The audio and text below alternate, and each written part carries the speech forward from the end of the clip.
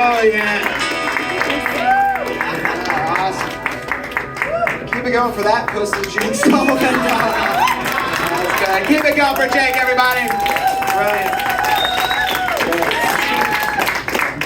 Very good. As he runs, there he goes. Run away. That's good. Guys, are you ready for your next comedian this evening? That's good. You'll hear me say that a lot because we have so many comics tonight. I'm very excited about every single one of them. I'm also especially excited about our next comic because I've been doing comedy for quite some time, coming up on a decade, and I have known this comic as long as I have been doing that too. She's hilarious, guys. I'm so proud to introduce to you the very talented Ivy Vasquez, everybody.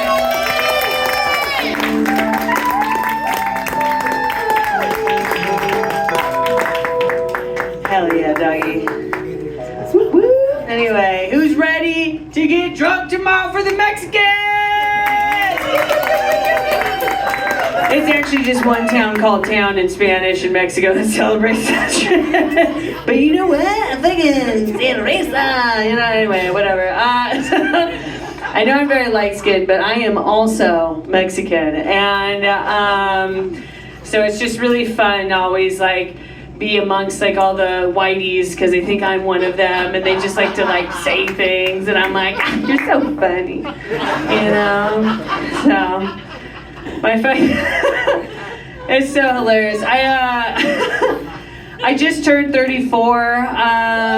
Thank you. I look amazing. And it's really funny because I feel like I need to start lying about my age because my mom keeps lying about her age, and at like a certain point it's like it's just pushing it too far, you know, because it's like, Mom, you're starting to sound like you had me when you were 12, and even for us that's really young, you know, like it's a little too oh my god. But my mom's really funny. I love her so much. She's a very supportive person. I remember I got published in the SFist one time and had just moved to San Francisco, and I was like pursuing the comedy dream, and I sent her the article. I was like, Mom, I fucking did it, you know, like, aren't you proud of me?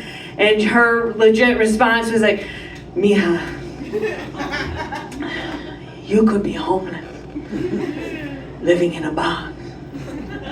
And I would say, look, she made a home for herself. I will always be proud of you. And I was like, all right, cool, tight, Mom. You could have just said, yeah. Like, I didn't realize we were doing poetry. I don't know. This is wild. But you know, it's like the drama doesn't just come from nowhere, right? It's like she got it from the boss level mom called Abuelita, right? And so, and my grandma raised me for a good chunk of my life too. And I remember when I was younger, I just wanted a t-shirt for Resident Evil because I'm a gamer. I like the spooky games and Los Spookies, you know, it's like very good. And every time I play stand-up because I'm so scared. But anyway, I wanted this shirt, right? And it just says Resident Evil, right? And she was like, no, mija, because look, it says resident. That means someone lives there. And then you see that it says evil. Evil lives there.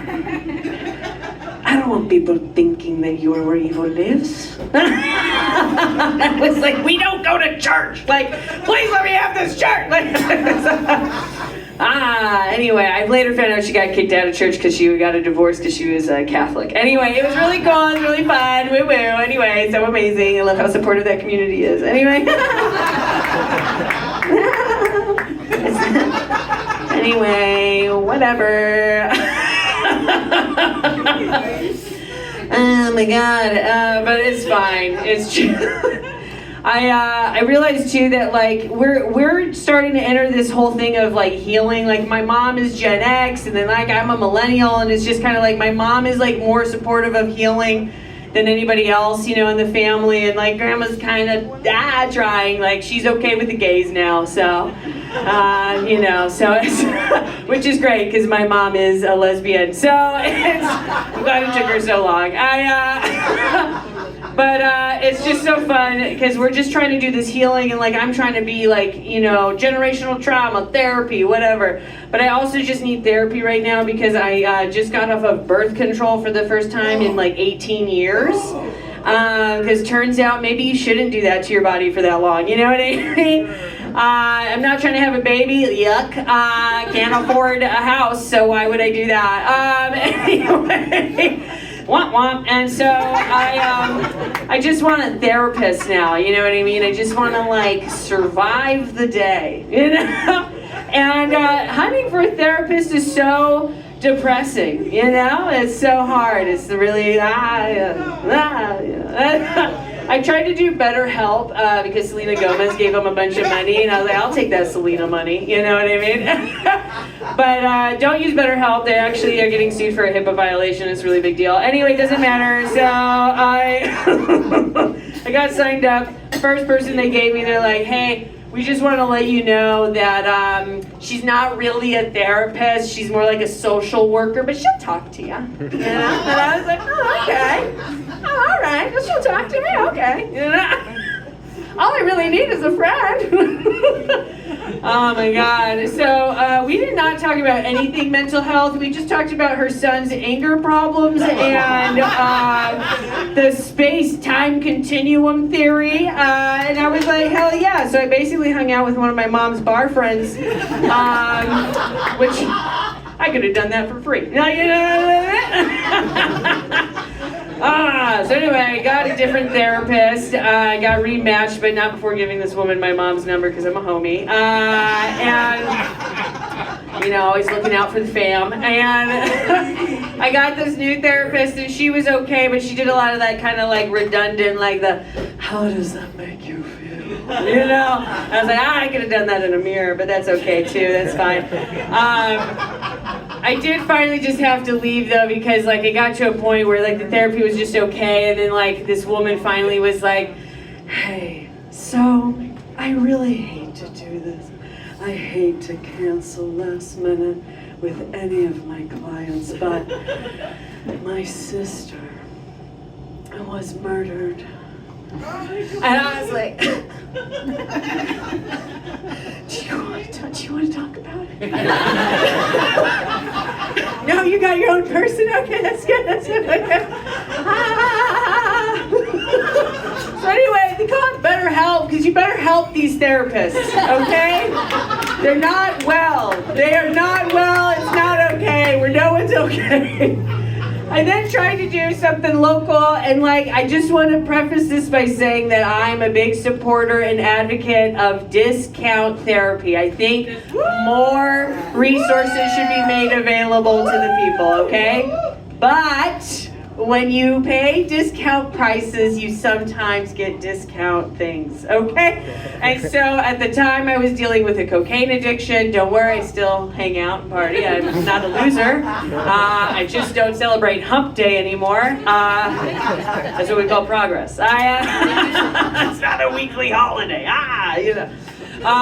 But anyway, so I'm talking to this woman and I'm trying to like, you know, be like, I need help with this addiction stuff. And she's like, oh yeah, you know, I totally understand. I got my own addictions, you know. And I was like, we don't need to relate to this. And she's like, no, it's fine. Yeah, I'm addicted to Scrabble. I was like, oh. I didn't realize that like ruined job opportunities and like relationships. That's crazy, yeah. Scrabble, yeah. Anyway, you bust out that board, I'll bust out a line. We can work on our addictions together, you know what I mean? Yeah, anyway, moving mountains of cocaine. Anyway, so I'm okay, guys. I have a regular therapist now. It's called my journal. I just journal now. It's fine. Anyway, so it's fine though. I am going through like a lot of like emotional, hormonal kind of things though. Just trying to rebalance my system, and it's just kind of wild because like now my biggest fear is pregnancy, you know, and I'm just like, oh my God, you know what I'm saying? But it's like, you know how they used to do pregnancy tests back in the day? This is a little history lesson for you, it's really fun. In the 1950s, they used to take women's urine, inject it into rabbits, and then kill the rabbit, and then see if it had like little malformations or whatever to signify that the woman was pregnant. Okay, so we're just killing bunnies. Anyway, and like, I just think it's so funny that like back in the day, like a woman could be like an herbalist and they're like, she's a witch! You know, and then like medicine was like, witchcraft is cool. You know what I'm saying? It's like, Can you just imagine back in the day, it's like trying to send it to the lab, like all these women going to the doctor's office peeing in a cup, and then they're just like, all right, we got all the samples, can you call Zelda to come pick them up? Oh God, she's such a weirdo. And then it's just some crone who lives alone in the woods, and she's taking all the pee samples for all the rabbits and shit, and then she's just like, and then on the fullest of moons, we shall take the rabbit, and we shall split a shroud and look at a plant on the branch of earth, and there we see that the woman is pregnant with child! The prophecy! The prophecy! You know what I mean? You know what I'm saying? The 50s were wild, man. Anyway, sorry about that, guys. I was a theater kid, became a theater adult, so. Alright, thank you guys so much. Please feel free to follow me on Ivy League Comedy.